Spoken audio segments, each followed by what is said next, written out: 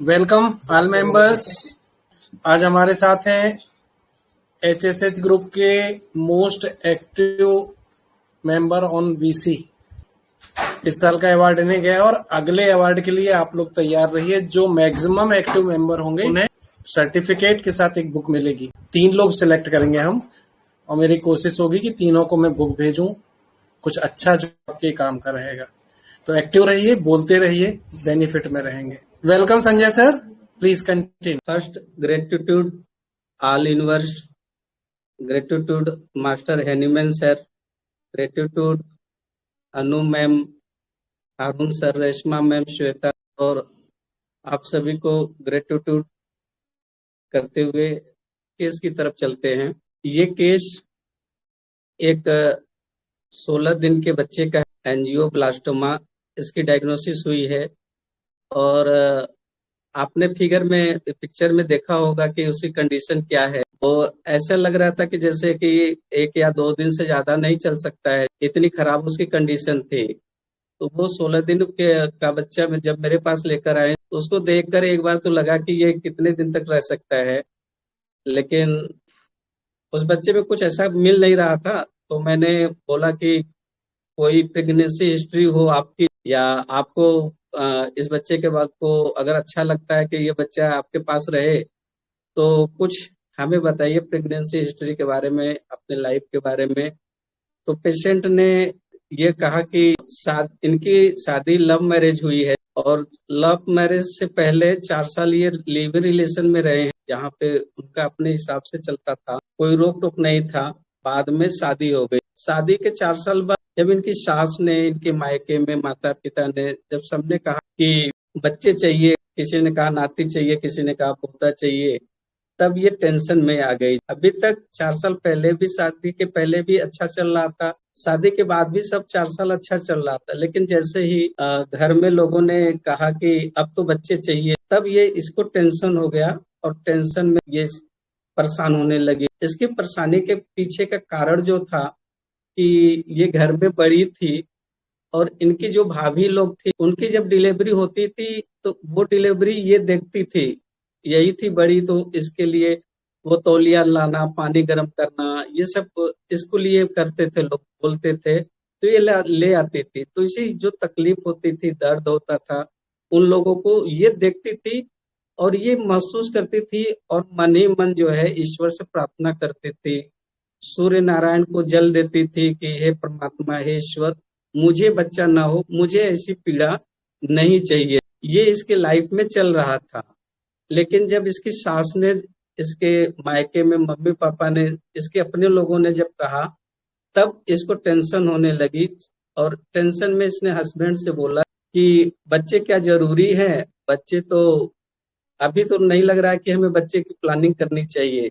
Husband ने भी कहा कि 4 साल तो हो ही गए, तो 4 साल में अभी तो बच्चे हो जाने चाहिए, हम प्लानिंग करते हैं। और ये प्रेग्नेंट होती है। प्रेग्नेंट के बाद इसके दिमाग में यही चलने लगता है, उसकी जो घर में घटनाएं होती थी, जो दर्द होता था, पीड़ा होता था, जो महसूस करती थी, इसके पूरे प्रेगनेंसी में यही चलता रहा। और इसकी प्रेगनेंसी नॉर्मल डिलीवरी हुई, लेकिन प्रेगनेंसी के कुछ ही समय बाद इसके बच्चे में ये सारी चीजें चलने लगी। और जैसा कि कंडीशन था, फिर वहां के डॉक्टर ने ये बोला कि अभी तो हम कुछ नहीं कर सकते हैं, अभी जब ये सब अच्छा रहा तो 3 साल का अगर होगा तो हम ऑपरेट करेंगे। और वो 16 दिन के बाद छोड़ दिए। 16वें दिन मेरे पास जब लेकर आए तो ये कंडीशन था, और बच्चा आपके सामने था। ये था केस। ठीक है, सबसे पहले तो आपको बहुत बहुत कॉन्ग्रेचुलेशन सर, बहुत ही बढ़िया केस है। ऐसे लगा कि बच्चा यानी अनवांटेड, यानी माँ को बच्चा चाहिए ही नहीं था, नॉट वेलकम बाय मदर, एक रिजेक्टेड फील होगा। एक इमोशनल अटैचमेंट डेवलप नहीं हुआ बच्चे के साथ। एक जो माँ का और बच्चे का रिलेशन डेवलप होता है 9 महीने के पीरियड में, वो नहीं हुआ है, क्योंकि वो बच्चा नहीं चाहिए, लेकिन फैमिली का प्रेशर था बच्चा चाहिए। तो ये कॉन्फ्लिक्ट कहीं ना कहीं अफेक्ट कर गया बच्चे की ग्रोथ में, और ये एबनॉर्मलिटी डेवलप हो गई, जो एंजियोब्लास्टोमा वहां पे क्रिएट हो गया। तो मदर हर्सेप इज मच, यानी वो उसके खुद के पेन के लिए ज्यादा बॉदर्ड है, उसे सफरिंग होगी, उसे पेन होगा, इसलिए वो सूरज भगवान को जल अर्पण कर रही थी कि मुझे बच्चा हो ही ना। ऐसा कौन मदर करती है ना, कि यानी कितना, यानी उसने इन्वेस्ट ही नहीं किया है अफेक्शन अपना बच्चे के प्रति, इतने थोड़ी हार्ड हार्टेड लगी ऐसे, और इतना निगेटिव माइंडसेट। तो सब इसी कारण बच्चा सफर हुआ है, फीटस सफर्ड इन womb itself, यानी बहुत ही पिटिफुल कंडीशन फॉर दैट इन्फेंट। तो बच्चा भी दुनिया में ही आया नहीं है, तो कैसा होगा, सब यही टेंशन था मम्मी को, मदर को। तो तो फैमिली प्रेशर के कारण तो अभी उनको कंसीव करना पड़ा। तो कॉन्फ्लिक्ट के कारण जो ये हुआ है, मदर थोड़ी सेल्फिश भी लगी, और उसे एंजाइटी, एंटीसिपेटरी एंजाइटी, या फिर एलिमेंट्स फ्रॉम एंजाइटी यहाँ पे, या elements from neglected being, elements from from rejection, ऐसे अलग अलग, बहुत अलग अलग रूब्रिक सोचे। तो चार्ट बड़ा हेवायर गया, ऐसे कुछ कनेक्ट नहीं हुआ है, तो कुछ तो थ्रेड मिसिंग है, जैसे aversion to her own children, यानी ऐसे काफी रूब्रिक सोचे सर। तो चार्ट में तो ऐसे नाट्रम्यूर आ रही है, मेडोराइनम आ रही है, कार्सिनोसिन भी आ रही है। तो लेकिन एक जो ओवरऑल फील जब हम करते हैं, ये कॉन्फ्लिक्ट जो है, तो रिजेक्शन ऑफ कंसेप्शन, ये जो कॉन्फ्लिक्ट थीम लगा कि mother did not want to conceive at that time, there was mental denial of motherhood, the in-laws pressure and husband's insistence made her feel may be she feel powerless और suppressed और emotionally trapped, कहीं ना कहीं थोड़ा domination भी होगा। तो और she even prayed that child should not come, तो एक subconscious wish for non existence of the foetus. So ये कंजेनेटल माल फॉर्मेशन है। तो जैसे हमने बाकी मेंटर से भी सीखा है कि सिफिलिनम बहुत अच्छा वर्क करती है। तो एक कभी आपने या तो इसे स्टार्ट किया होगा, या कभी ना कभी बीच में दिया जरूर होगा, और बाकी एक कोई एक स्पेसिफिक रेमेडी के ऊपर तो नहीं पहुंच पाई हूँ सर। आज से आपसे सीखेंगे, बहुत ही बढ़िया केस है। Thank you sir. Thank you ma'am, बहुत बढ़िया आपने बोला, thank you. I'll give my analysis, sir. जी मैम। हाँ सर, जैसे नितल मैम ने बोला ना वो अबाउट दिस लेडी, तो मेन मुझे पहले लगा fear of pain I should take, because उसको वो पेन और वो सफरिंग और वो देख देख के ही सोच के she doesn't want a child. तो fear of pain would be my first rubric, and anticipatory anxiety, because क्या होगा, कैसे होगा, नहीं होना चाहिए, you know, that is the main. But having said that, like libertinism तो है ही ना, 4 years before marriage she was staying and later on also, मतलब जैसे चाहिए वैसे मन मर्जी का किया। So I would take libertinism, लेकिन यील्डिंग है, because anyone else in that place would have just said no I don't want, अगर वो इतनी मतलब she didn't want it and all that ना, तो भी she listened to the parents और हस्बैंड, तो यील्डिंग डिस्पोजिशन भी आ रहा है। Then other rubrics like elements from rejected being and aversion children to her own, ये सब देख के मुझे कहीं ना that remedy should be yielding also। तो लाइको एंड सिलिका मेरा आ रहा है, बट सिफिलिटिक मायजम पक्का है, because any kind of congenital anomaly we should think of syphilinum. So I would start with a dose of syphilinum, 1 dose, and then follow it up by lico or silica according to my interaction with the patient. Thank you, sir. Thank you ma'am, very nice ma'am, thank you. ये case solve हुआ जो है आपके ही मार्गदर्शन में, तो आपको दिल से थैंक यू।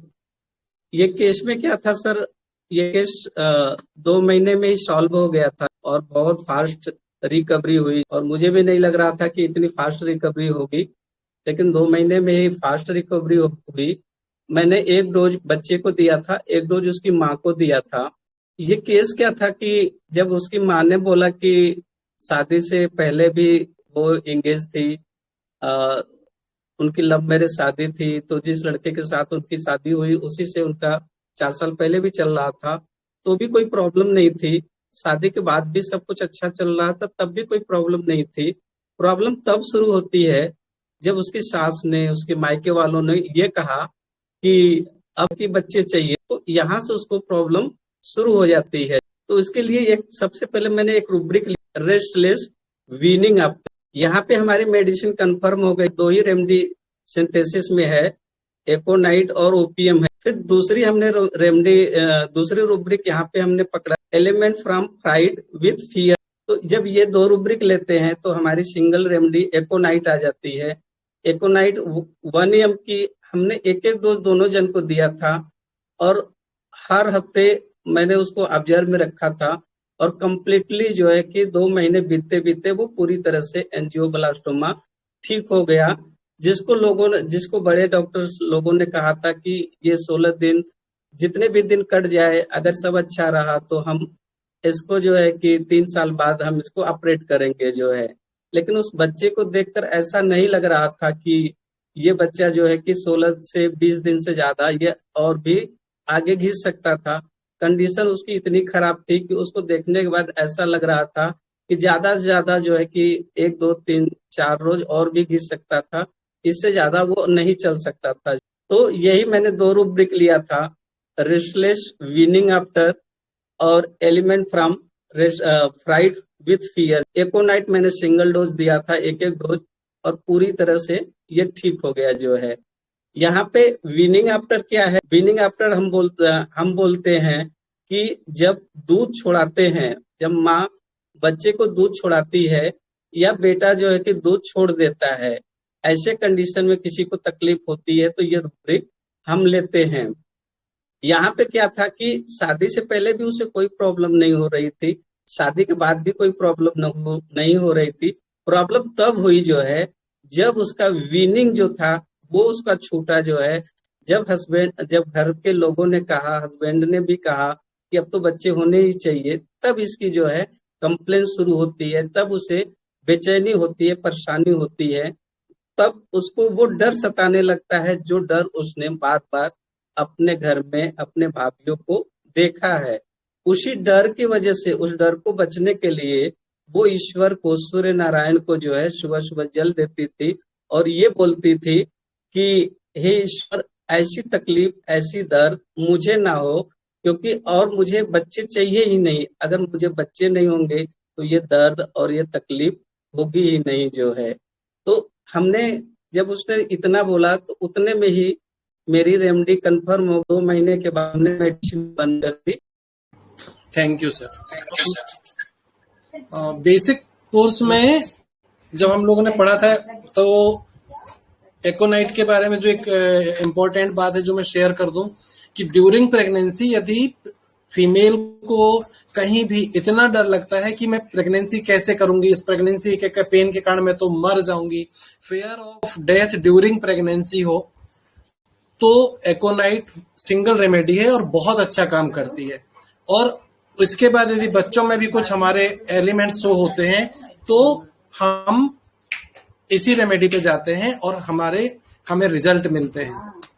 तो ये हम लोगों ने पढ़ा था। और इसके बाद सर आपको कितने लोगों में रिजल्ट मिला? सर इस रूब्रिक के आधार पे मैंने 50 से करीब 52-53 से ज्यादा मैंने केस देखे हैं इसी रूब्रिक को उठा के जो है। एक मेरा केस है जो है, उसके 3 मामा के बच्चे विकलांग पैदा हुए थे, डिफॉर्मेड बच्चा हुए। उसको भी लगता था कि मेरे भी बच्चे अगर होंगे तो ऐसे ही होंगे, लंगड़े लूजे विकलांग होंगे। तो ये भी डर उसके माइंड में चल रहा था। तो उसमें भी सिंगल रेमडी है जो है, एक शायद 2 रेमडी है। तो उस आधार पे भी मैंने एकोनाइट दिया था, उससे भी बहुत अच्छा रिजल्ट गया, उससे भी वो बच्चा अच्छा हो। तो जहाँ पे एकोनाइट में इतनी फियर होती है कि कहीं ऐसा न हो कि जो मेरा बेटा जो प्रेगनेंसी है कहीं ऐसा तो नहीं है कि विकलांग पैदा हो जाए, या उसने जो देखा है लोगों को आसपास वो भी उसको डर रहता है। तो वहां पे भी अगर एकोनाइट अगर देते हैं तो वो भी बहुत अच्छा काम करता है। मैंने कई केसेस में जो है कि इसको प्रिस्क्राइब किया है। अभी